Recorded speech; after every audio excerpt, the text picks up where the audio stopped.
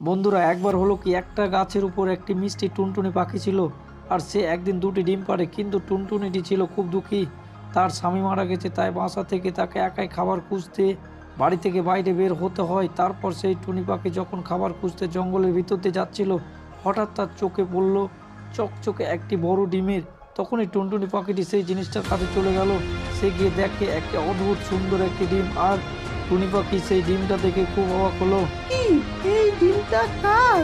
আমি তো আগে এরকম ডিম দেখিনি, কিন্তু আশেপাশে কাউকে তো দেখছি না। কি যে করি, কোনো হিংস্র প্রাণী এখানে এলে ডিমটা খেয়ে ফেলবে, তাই আমি সাথে করে এই ডিমটা নিয়ে যাই। কথা বলে টুনি পাখি সেই ডিমটাকে তার সাথে করে নিয়ে যায় তার বাসায়। আর টুনি পাখি সেই ডিমটা নিয়ে তার ডিমের সাথে রেখে দেয়। তার দুটো ডিমকে খুব যত্ন করে, তার সাথে ওই ডিমটারও যত্ন নেয়। আর বেশ কিছুদিন পর টুনি পাখির সেই দুটো ডিম থেকে দুটি মিষ্টি মিষ্টি ছানা বের হয়, কিন্তু সেই ডিমটা এখনো ফুটেনি। এরপর কেটে যায় বেশ কিছুদিন। তারপর সেই ডিম থেকে ছোট্ট একটি গডজিলার বাচ্চা বের হয়।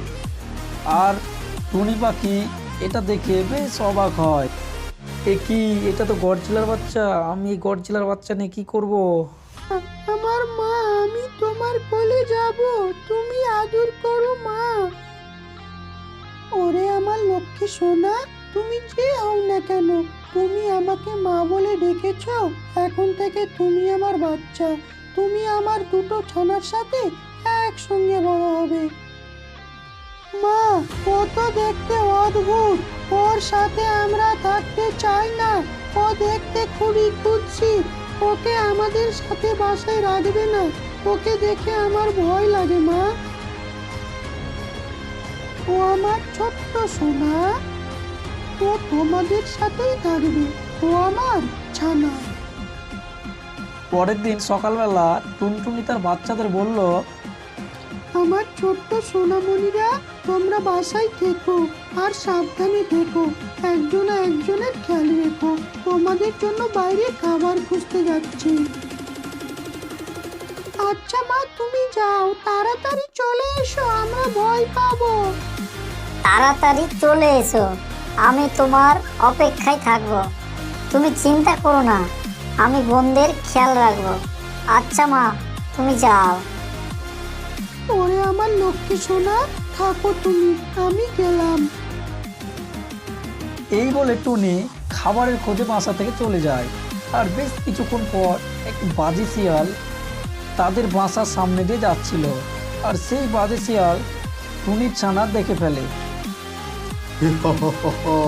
হাট্টিমা ডিম ডিম, বা বাবা, কি সুন্দর টুনির ছানা ওখানে দাঁড়ায়, আমি ওদের খাবো। উফ, টুনির মাংস যে কত সুন্দর ও নরম হয়, যে খায় সে জানে। কিন্তু আমি ওই গাছের উপর উঠবো কি করে? ও হ্যাঁ হ্যাঁ, পেয়েছি, গাছটা খুব চিকন। আমি যদি ধাক্কা দিই তাহলে ওই গাছ দুটি ছানা মাটিতে এসে পড়বে। হে হে হে, যাই। আর সেই বাজি শিয়াল এই কথা বলে ঝাঁকুনি দেয়, আর ঝাঁকুনির ফলে টুনটুনি বাসাটি নিচে পড়ে যায়, আর সাথে সাথে বাচ্চারাও পড়ে যায়। এ কি, আমরা নিচে পড়ে গেছি, আর এই ভয়ানক শিয়াল আমাদের খেয়ে ফেলবে। বোন, তোমরা ভয় পেও না, আমি আছি। আমি এই শিয়ালের সাথে লড়াই করব। তুমি তো একটা ছোট গডজিলার বাচ্চা ছানা, তাও শুধু হামা। ওই দেখো, আসছে তেরে হিংস্র শিয়াল মামা। কি করে টুনির ছানা, আর কোথায় পালাবি? আমার হাত থেকে তোদেরকে আর কে বাঁচাবে? আমাদের মেরো না গডজিলা, আমাদেরকে বাঁচাও তুমি। এ কি, গর্জিলার ছানা কোথা থেকে আসলো? গর্জিলার ছানা তোরাকে আমার হাত থেকে বাঁচাবে?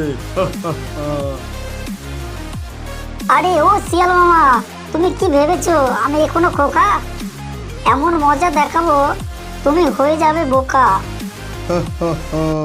5 ইঞ্চি গর্জিলার 10 ইঞ্চি কথা। আমাকে কেউ মনে হয় কাতুকুতু দিচ্ছে। আর বাকি নেই সব কথা শুনে যত সব। আরে ও বেটা টুনির ছানা, নিজে থেকে চলে আয় বলছি, না হলে এমন ভাবে কামড়াবো যে তোর 14 বংশ খেয়াল রাখবে। আর তোর হাড্ডি এমন ভাবে চেবাবো যে পুরো জঙ্গল থেকে তোর হাড্ডির আওয়াজ শোনা যাবে।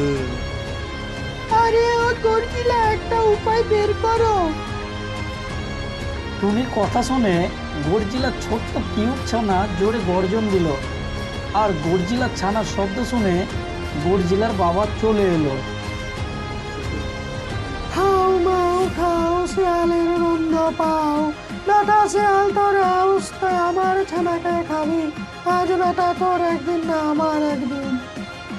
এ কথা শুনে শিয়াল বলতে লাগলো, ওরে বাবা রে, এত বড় গর্জিলা কোথা থেকে এলো?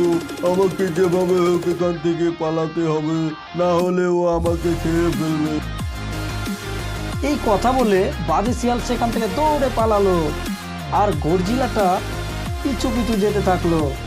কিছুক্ষণ যাওয়ার পর গর্জিলা শিয়ালের লেজে কামড় দিল আর শিয়ালের লেজটা কেটে গেল। ওরে বাবা রে, আমি তো মরে গেলাম রে, আমার প্লেট কেটে গেল রে। এরপর এখন শিয়াল আমি কি সেখান করে থেকে লজ্জায় জঙ্গলে আর মুখ ব্যথায় দেখাবো রে? ওরে দৌড়ে বাপ রে, পালালো। আমাকে কেউ বাঁচা রে, তখনই আমাকে টুনি পাখিটি বাঁচা। সেখানে এসে পৌঁছালো।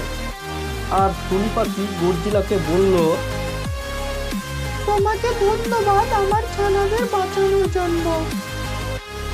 টুনি, তোমাকে অনেক ধন্যবাদ। এই ছানাটি আমার, আমি ওর আওয়াজ শুনেই চলে এসেছি। আমি যেখানে